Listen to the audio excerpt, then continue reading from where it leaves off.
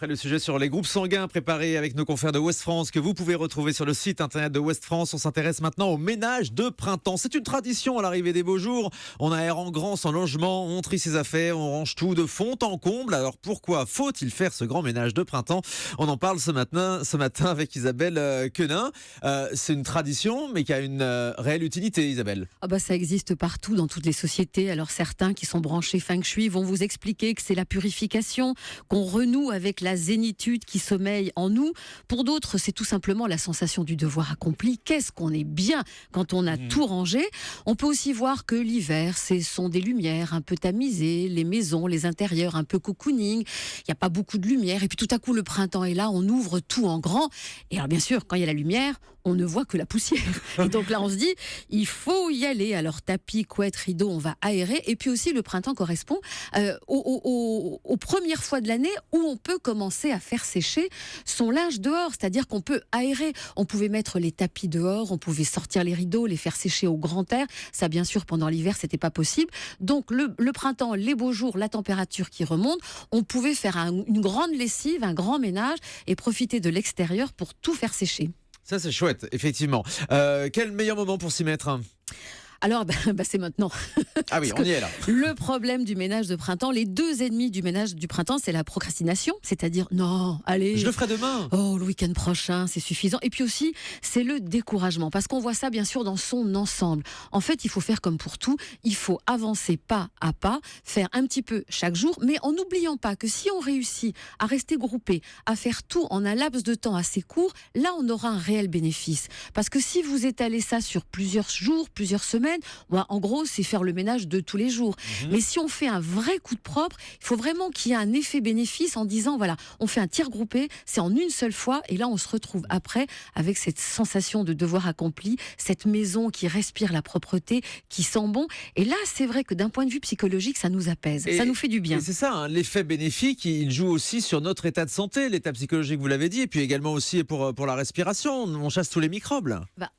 Alors le problème, c'est qu'il y en a beaucoup qui disent oui, mais de toute façon, c'est aussi pollué dehors qu'à l'intérieur. Donc si tu aères, tu fais rentrer. En fait, c'est beaucoup plus pollué. C'est beaucoup plus pollué à l'intérieur qu'à l'extérieur. Donc il faudrait aérer. Il faut aérer, il faut ventiler. Alors là, on est en pleine période de pollinisation, d'allergies, etc. Souvent, les allergiques au pollen sont aussi allergiques aux acariens. Donc c'est fondamental de tout nettoyer, d'aspirer, parce que ça fait partie des mesures anti-allergie. Et même s'il y a du pollen à l'extérieur, on ouvre. Alors évidemment, on ne va pas ouvrir à n'importe quel moment les fenêtres pour ventiler. On va ouvrir plutôt le matin et le soir pour éviter que ça soit en pleine période où il y a un peu de vent et de pollen et de soleil, mais il faut aérer à tout prix. Ouais, docteur Seneoana, vous faites le ménage de printemps, vous ?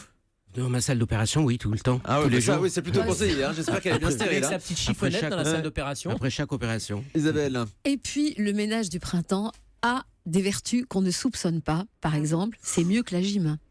Très honnêtement, j'ai calculé que nettoyer les vitres. En plus, le geste qu'on fait quand on nettoie les vitres, on est donc en extension. Exactement. Donc c'est un geste de gainage. Et Véronique de Vilaine, la coach sportive de cette émission, nous a fait tout un cours la semaine dernière sur le ménage, les gestes à faire. Et il y avait ce geste de nettoyer la vitre, évidemment. Là, on va travailler sa taille. On fait non seulement la vitre, mais on travaille sa taille. Et par exemple, sur 10 minutes, on a suffisamment de fenêtres pour y passer plus de 10 minutes, c'est 35 calories. Si vous balayez, c'est 120 calories. Si vous passez l'aspirateur, vous êtes une feignasse. C'est juste un petit peu moins. Et le robot aspirateur. Frotter la baignoire, là, on le regarde passer, ça fait pas beaucoup. Frotter la baignoire, c'est 90 calories.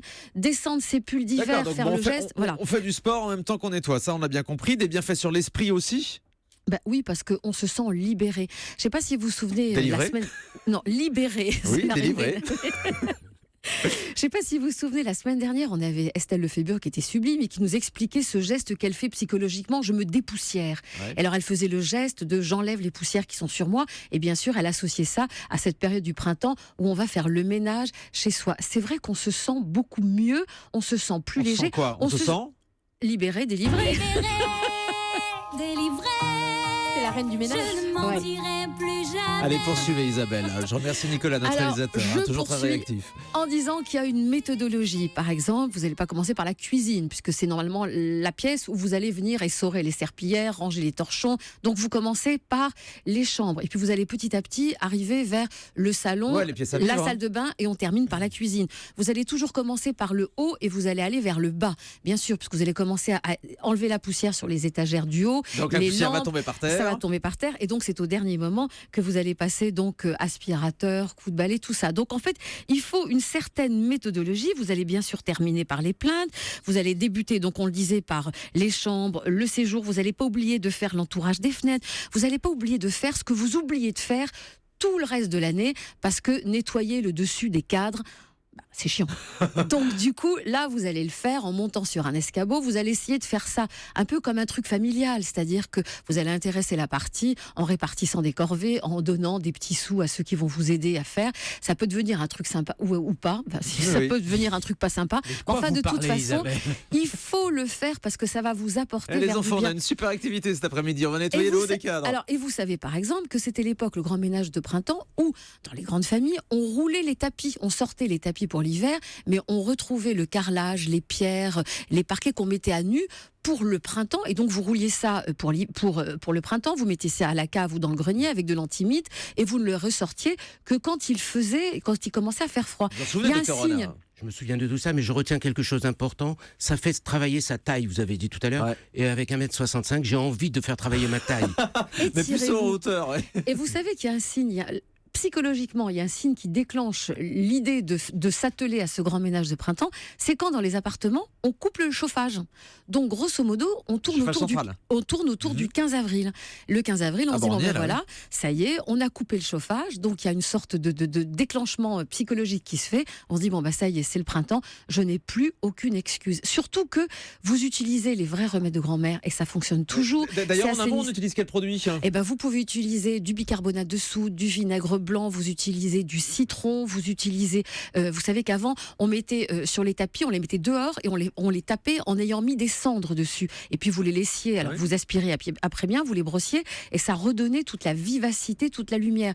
Donc vous faites ça, je vous dis, bicarbonate, vinaigre blanc, citron, ça marche parfaitement bien et en plus, eh ben même que c'est pas cher. La meilleure solution pour nettoyer, balayer et astiquer. Nettoyer, balayer, astiquer, que ça toujours pépant, par manger, par l'amour, et pour vous, en café, en chantant.